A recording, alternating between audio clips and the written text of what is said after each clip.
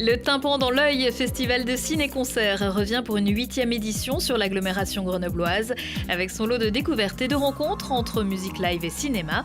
Films d'animation, d'archives, d'horreur, de science-fiction ou de patrimoine seront accompagnés en direct dans des registres aussi divers que le jazz, l'indie pop-rock, l'électrosoft, la chanson ou le conte musical. Depuis sa création, la Biennale de Lyon propose à chaque commissaire invité de réfléchir à un mot donné pour 3 éditions. L'édition 2017 est le second tome de la trilogie autour du mot moderne, et c'est avec ce mot que la directrice du Centre Pompidou a imaginé cette 14e édition.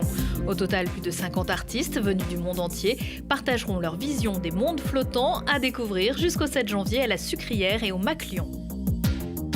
Après le succès de l'Odyssée Tour en 2014 et 2015, la galerie Art by Friends invite 30 artistes à s'essayer sur un nouveau support de création, le couteau Opinel.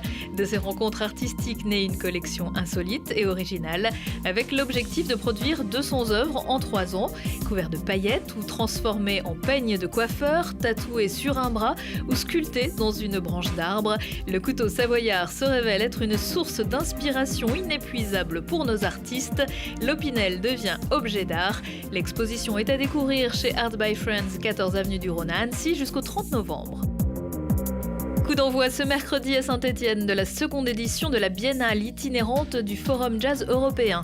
5 jours pour 50 concerts et 40 rencontres ouvertes aux professionnels, aux étudiants comme au public de tous âges.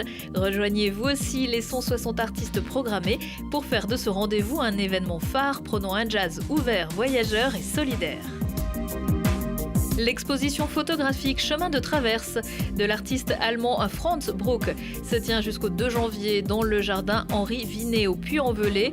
Le photographe expose ses clichés pris lors de 2 séjours en résidence dans la capitale de la Haute-Loire.